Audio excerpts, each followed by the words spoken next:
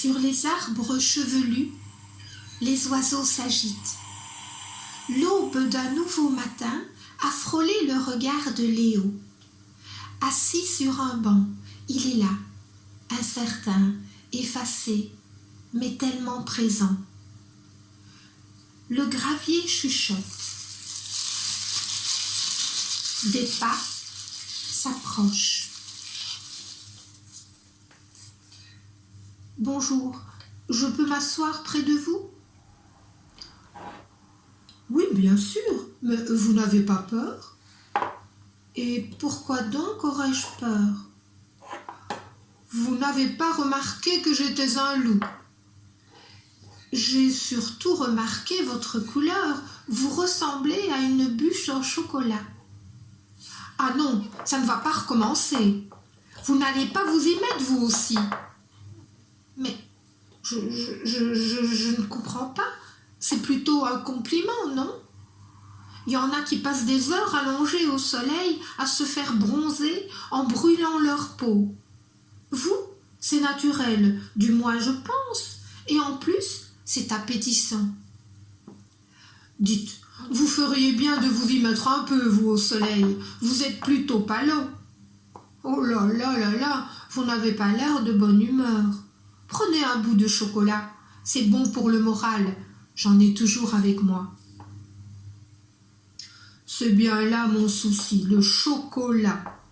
Ma vie est bouleversée à cause de cette nourriture des dieux. Je suis complètement dépendant, addict, drogué. Mais comment en êtes-vous arrivé là? Oh, vous savez, manger des enfants matin, midi et soir, ce n'est pas vraiment sain. Que dites-vous là? Non, j'essaye de faire de l'humour. Vous voyez la chocolaterie derrière nous?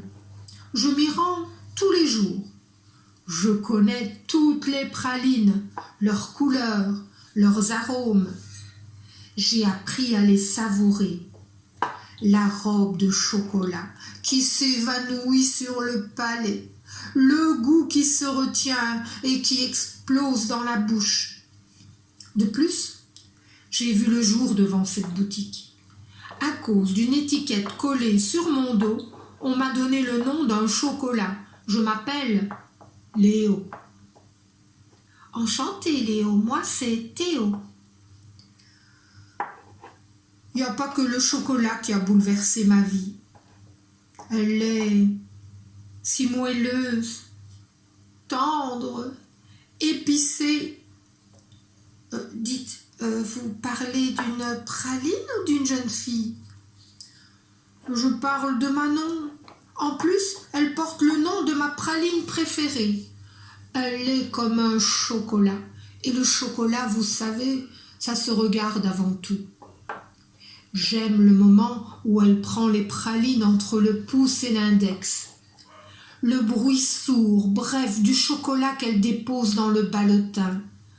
Le bruissement du papier doré qui se pose avec la légèreté d'une plume. Ces gestes sont comme un rituel sacré. Oh, je vois très bien, si bien que j'en salive. Avez-vous remarqué la danse de ses mains lorsqu'elle saupoudre de curcuma les éclats de pépites noires? C'est comme de la poussière d'ailes de papillon. J'ai surtout remarqué que vous aimez le chocolat autant que moi. Enfin, pas que le chocolat, n'est-ce pas? Nous sommes mercredi aujourd'hui. Manon va bientôt arriver avec sa petite fille par la main. Elle ouvrira le volet et j'entendrai le son du carillon lorsqu'elle ouvrira la porte. J'attendrai ici encore quelques minutes, pas trop longtemps, avant de les retrouver à l'intérieur de la boutique. Elles me souriront comme si j'étais une bonne nouvelle. Dans ces moments-là, Théo, toutes les étiquettes que l'on a pu me coller s'évaporent. Je n'ai plus peur de rien. Je n'ai plus peur d'être loup. Léo, elles ne viendront pas aujourd'hui. Mais ce n'est pas possible. Elle n'est jamais absente, et surtout pas le mercredi. C'est le seul jour où je peux jouer avec sa fille. C'est tellement difficile pour un loup de se faire des amis. Alors, lorsque nous rencontrons des personnes qui nous parlent avec gentillesse, qui nous ouvrent leur cœur sans frayeur, sans préjugés, nous nous attachons à elles. C'est humain, non ? Manon et sa fille m'ont rendu le goût à la vie et par la même occasion, le goût du chocolat. Lorsque la petite vient se serrer tout contre moi et passer sa main sur mon vieux pelage, j'ai le sentiment d'exister vraiment. Je remplace un peu ce papa qui lui manque tant. Vous pensez vraiment qu'il lui manque ? Qu'elle se souvient de lui ? Un loup ne ment pas, Théo. Je suis son confident, son loup en chocolat, comme elle dit souvent, avec un petit cheveu sur la langue. Elle a un cheveu sur la langue ? Et vous, vous avez quoi dans la voix ? Ça ressemble à un frisson. Écoutez, Léo, Manon ne viendra pas à la chocolaterie aujourd'hui, ni demain, ni après. Je suis revenue pour vivre avec ma femme et ma fille. Dans quelques jours, nous partons dans le sud ouvrir notre chocolaterie. Tout est prêt. Oh, Manon a tellement rêvé de votre retour. Parfois, quand on désire fort quelque chose, cela finit par se réaliser. Enfin, cela ne marche peut-être qu'avec les humains. Surveillez bien la petite Théo. Elle est gourmande. Elle risque d'avaler un ballotin entier de pralines au massepain. Parfois aussi, elle veut grimper sur l'échelle pour attraper les orangettes sur l'étagère. Personne ne la connaît aussi bien que moi.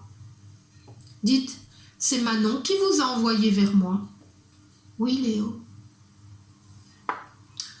Je devrais être heureux de leur bonheur et je me sens un peu vide et amer, comme si j'avais avalé une fève de cacao. Vous disiez tout à l'heure que le chocolat était bon pour le moral. Je vais avoir besoin de faire beaucoup de réserves.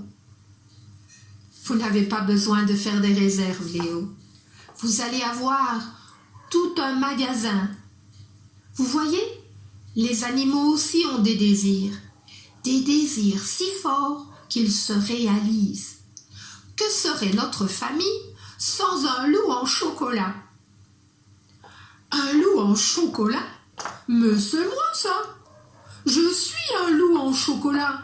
Je ressemble à une bûche en chocolat. C'est merveilleux de ressembler à une bûche en chocolat.